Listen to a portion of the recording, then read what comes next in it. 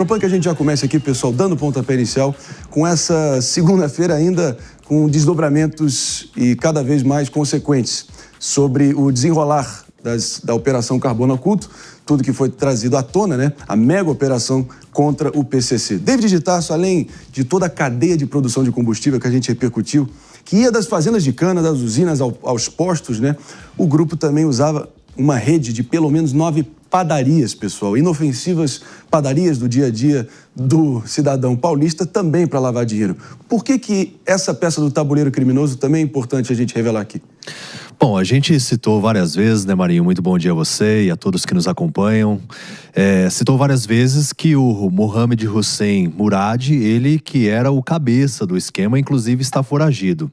E os parentes dele, que inicialmente apareciam como donos de uma rede de padarias da família Murad, eles integravam então essa rede de padarias. Ao todo são 9 presentes aqui na cidade de São Paulo, algumas bem conceituadas, até as mais famosas da capital paulista, estão entre as mais famosas.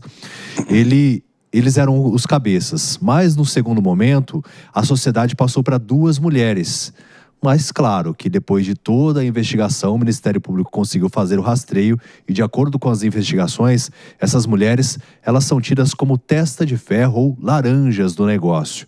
E as investigações então tendem a avançar para justamente identificar qual o elo de ligação, mas 9 padarias, além também de lojas de conveniência, estão ligadas a essa mega operação, nesse esquema todo logístico para lavar dinheiro e também arrecadar recursos em prol do crime organizado, o primeiro comando da capital, o PCC. Vamos jogar limpo aqui com a nossa audiência. A única pergunta que importa, depois de essa série de descobertas que foram feitas, só, na verdade, validando várias suspeitas que já existiam com qualquer um que acompanha o dia a dia da nossa sociedade, Mano Ferreira, é se realmente o que faremos com essas descobertas, se o processo de extinção do PCC realmente vai ser enfrentado e vai ser iniciado com toda a força que merece, porque ficar só realmente na suspeita não vai adiantar de nada, sinceramente. Pois é, Marinho, e um ponto muito importante que essa operação evidencia é que, diferentemente do que a maior parte das pessoas imagina, o PCC não funciona como uma empresa de hierarquia centralizada, mas como uma espécie de multinacional do crime que tem suas franquias. É quase como se houvesse um modelo de licenciamento para agir em acordo com o PCC. Ou seja, a rede criminosa opera como um mercado ilícito inteiro e não simplesmente como uma única célula. Então, são diversas células que vão, a partir do ambiente específico em que conseguem atuar, se associando, não com uma hierarquia centralizada onde um responde necessariamente ao outro e todos se conhecem como uma grande empresa que faz uma confraternização de fim de ano. Não é assim. É com um modelo de associações a partir de núcleos menores que vão se associando em rede, né? Formando com isso uma espécie de infecção. É quase como se a economia brasileira e a sociedade brasileira estivesse infectada pelo fungo do PCC, que é esse modus operandi licenciado, digamos assim, da organização criminosa. E isso é muito importante na forma da gente encarar o modo de combater o crime. Porque precisamos, portanto, não apenas encontrar quem são as cabeças do esquema, como se pegar o CEO da empresa fosse desmontar a empresa toda. A gente precisa atacar os pontos de vulnerabilidade das nossas redes formais, da nossa economia, que geram oportunidades de infecção pelo crime organizado. E isso muda tudo, porque faz com que o trabalho seja muito mais de inteligência e aperfeiçoamento regulatório e fiscalizatório do que simplesmente uma única operação que vai desferir um golpe sobre a cabeça da serpente. Meus amigos, é o crime se disfarçando de café da manhã, croissant, pãezinhos e café. Realmente é difícil você identificar identificar à primeira vista, afinal são muitos clientes ali no dia a dia, movimentação de caixa também. Então pode passar desapercebido, mas não é um componente isolado aqui, é um elo numa cadeia imensa que vai de usinas sucroalcooleiras, fintechs amorfas, fundos de investimento absolutamente cooptados. E para a gente seguir dando a dimensão aqui, né, doutora Luciana Nepomuceno, a gente está falando de Paraisópolis à Pensilvânia, nos Estados Unidos, de Portugal ao Paraguai, da política até padarias, pessoal. São os tentáculos do PCC se estendendo, não é isso? Bom dia, Marinho. Bom dia para nossa audiência. Essa operação nos revela que o PCC há muito deixou de ser uma facção criminosa voltada ao tráfico ou à violência armada. Nós temos aqui, sendo descortinado, exatamente uma organização empresarial criminosa, envolvendo nessa última descoberta, padarias que a gente vai aqui na zona sul de São Paulo, conhecidas, tomar um café, que estão sendo utilizadas para lavagem do dinheiro. Então, isso é o braço, os braços, no plural, do crime organizado, nos setores sociais, políticos e econômicos, afetando a economia do nosso país, porque você está lá pagando seus impostos, regularmente, lutando dia a dia, abrindo a sua padaria, trabalhando como cidadão de bem, e vem o crime sonegar, atuando como um concorrente ilegal a partir desse capital vindo do produto criminoso, vindo ali do ato ilícito. E também temos a conotação política, porque aqui nós temos essa ingerência em contratos, em corrupção, em interferência em agentes políticos e também de membros do PCC infiltrados no próprio organograma da política brasileira. Então, não é um combate que se faz somente com uma repressão policial, como nós vimos que 6 foram presos, mas ainda temos mais de, se eu não salvo engano, 8 pessoas que ainda não estão foragidas, ainda não foram capturadas. Mas não basta repressão. É preciso, como o Mano falou, uma atividade de inteligência coordenada, Receita Federal, mecanismos de inteligência para combate a essa organização. É lógico que no meio de tantas perguntas, uma das principais que ficam aqui com a gente, aqui, que igual um zumbido, né? Como é possível que realmente todos os envolvidos possam passar desapercebidos nesse sentido, né? Como que os postos conseguiram operar por tanto tempo sem serem identificados? A gente está diante aqui de trocas de áudios, pessoal, trocas de várias mensagens de textos mostrando como os suspeitos antecipavam fiscalizações, até se preparando com armas, ou seja, é o famoso esquema de gato e rato, né? No caso, o rato já armado e se preparando de antemão. Assim fica ainda mais difícil de desbaratar os esquemas, né, David? Aí eu já vou com a Jess para o comentário. David na informação, Jess no comentário. Sem dúvida, só trazendo o contexto, porque assim, a gente falou aqui na semana passada sobre a possibilidade de vazamento, porque a gente relembra que dos 14 alvos, 8 ficaram foragidos e até eles foram incluídos agora na lista da Interpol, ou seja, eles serão procurados também pela polícia dos mais de 190 países que fazem parte, então, dessa cooperação por meio da Interpol. Entre eles, o Mohamed, que eu citei, o Beto Louco, enfim, esses chefes da organização criminosa agora terão esse sistema de cooperação. Mas essas informações vazadas também, eu até conversei com uma pessoa muito forte lá na Polícia Federal, porque os alvos principais, quem coordenou as ações foram os agentes federais, porque foram agentes das mais diferentes frentes, né? Polícia Militar, Polícia Civil, enfim, foi uma ação coordenada entre todos os estados, mais de 1.400 pessoas envolvidas nas buscas e apreensões e principalmente nas prisões, mas os mandatos de prisões foram expedidos e até mesmo cumpridos pela Polícia Federal. Então, essa investigação já está sendo feita de forma paralela para identificar possibilidades de agentes envolvidos com o crime organizado que vazaram essas informações. E não vem de agora, só nessa mega operação. Isso. Eles também tinham informações privilegiadas de ações que aconteceriam contra eles. E aí, eles se mobilizavam e até com forças armadas, né, se preparavam de forma armada para enfrentamento contra os agentes da segurança pública. Então isso é muito preocupante, porque mostra uma extrema coordenação de corrupção, né? De corrupção entre os agentes. Quando se tem conhecimento prévio de todas as mensagens, esse vazamento pode ser decisivo ali para você liquidar a efetividade de uma operação como essa. Ou seja, o fiscal, o policial, na hora que ele aperta a campainha, ele se depara ali com a cena do crime e a casa inteira já está limpa. Então é muito difícil correr atrás do prejuízo, né, Jess? Não, perfeito. Vou até além. Eu acho que existe também um risco até para os próprios agentes de fiscalização quando vão nesses espaços e que também podem estar lá com pessoas armadas que vão fazer mal. Então, todo esse sistema de defesa que eles criam.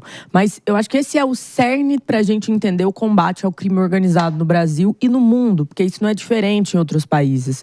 Quando a gente olha para como os grupos eles acabam tendo infiltrados ali dentro, como eles chegam a essas informações, como eles mobilizam muitas vezes batalhões, pessoas dentro de estruturas de poder, a gente entende que o crime organizado ele também está dentro muitas vezes do Estado. E que esse combate, ele é um combate urgente, ele é um combate que precisa enquadrar como organização terrorista, ele é um combate que precisa de inteligência, ele é um combate que precisa de toda uma classe perceber, de todo um grupo perceber que esse é um problema muito grande que nós temos hoje em termos de segurança pública, mas também no nosso cotidiano. Pessoal, não é mais aquele filme dos anos 80, que o tráfico de drogas estava ali, naquela localidade só, não. Ele está nos negócios usuais, em negócios legítimos, que muitas das vezes vão demorar muito tempo para serem, como nesse caso foi, desmantelados. E eles lucram, e eles matam, e eles se retroalimentam em armas, no tráfico de armas, no tráfico de pessoas, com um dinheiro que vem muitas vezes, não só de lavar, como no caso que pode estar acontecendo com essas padarias e com outros grupos, mas também até com negócios legítimos. E é por isso que a gente precisa dessa fiscalização inteligente, financeira. A gente precisa de uma super força ali, uma força-tarefa para levar a sério a situação que é o crime organizado no Brasil hoje.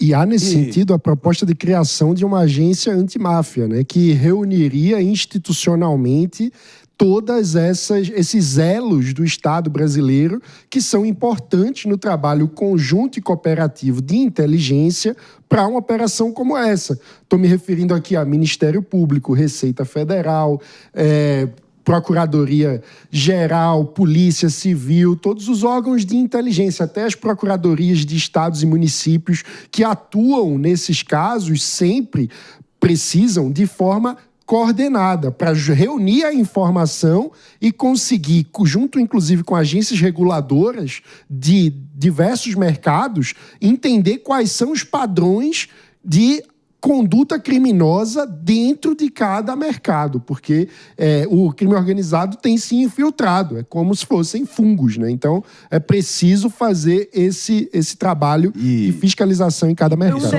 Sobre isso. A Itália o Brasil deveria se inspirar nisso, porque a gente tem essa ideia dos filmes italianos das máfias, mas a agência antimáfia, a forma como a inteligência lidou com a máfia na Itália é um case que deu muito certo, é uma situação, um problema que deu muito certo. A gente deveria aprovar com rapidez essas agências antimáfia, porque elas têm um sistema de trabalho todo desenvolvido para isso, desde o compartilhamento de informações pessoais, de cuidados, várias questões que até evitam esses vazamentos.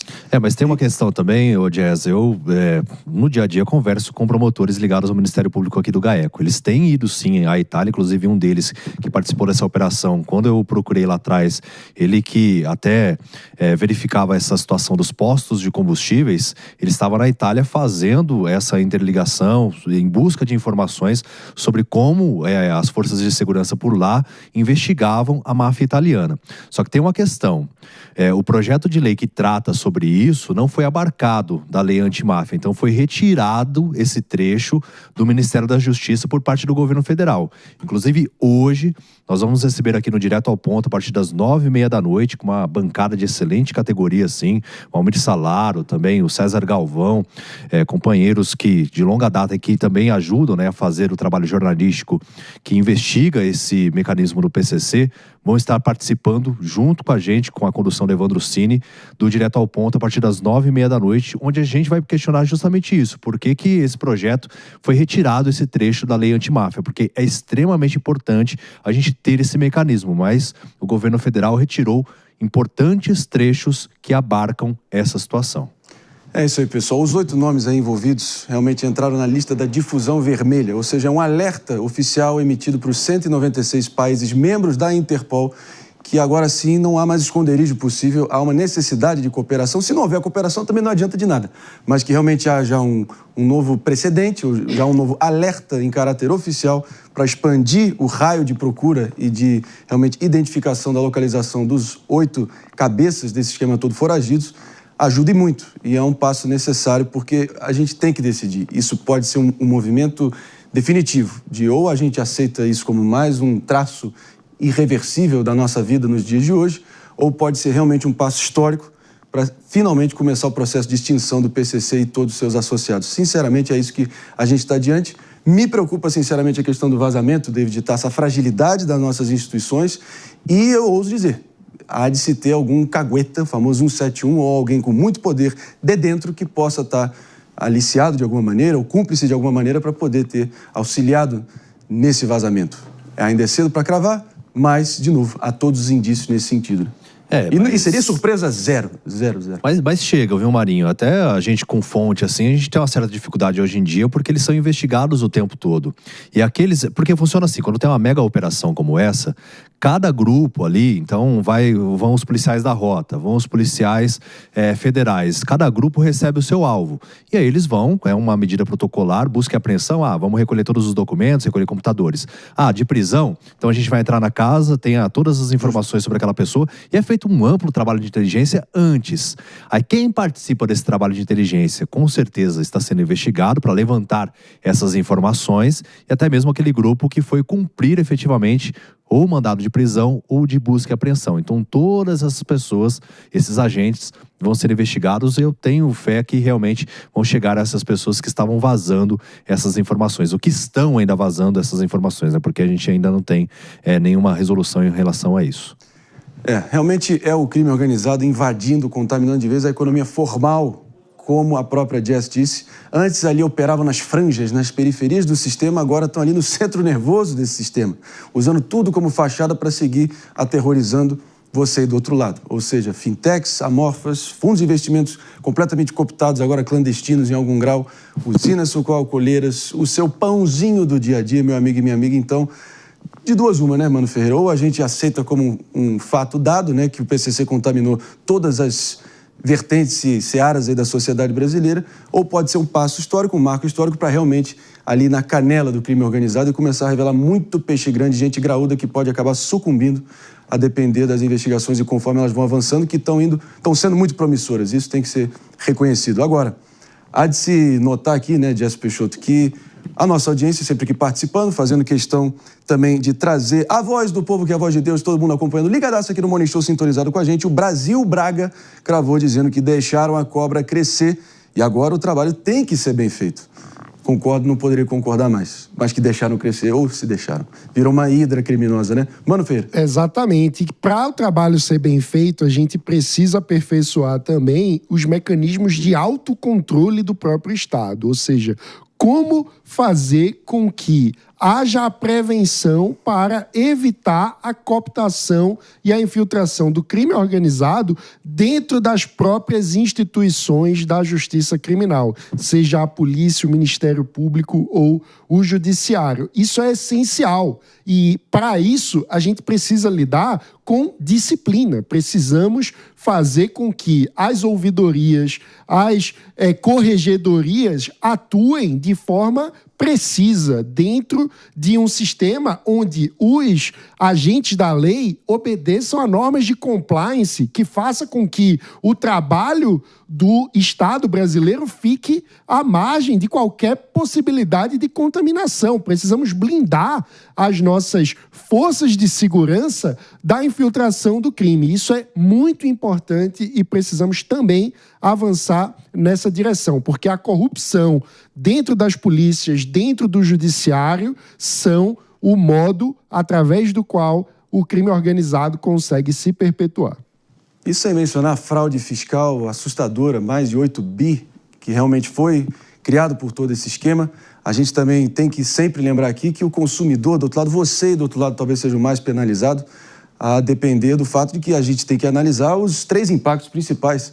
A depender, porque primeiro o Estado perde receita quando você vê essa concorrência tão desleal. A concorrência leal é completamente esmagada e até o consumidor do outro lado, botando gasolina completamente adulterada e intoxicada, com metanol cancerígeno, pode não só escangalhar ali, destruir os seus respectivos motores dos seus carros, que vocês podem até estar pagando ainda várias parcelas até hoje, como também uma exposição pode acabar encurtando a tua própria vida, meu amigo. Então o problema é seríssimo e a gente faz questão de converter a indignação em ação e parte desse processo é realmente vocês participarem aqui com a gente cada vez mais, turbinando aí os comentários, concordando, discordando, agregando, enfim, aqui na discussão.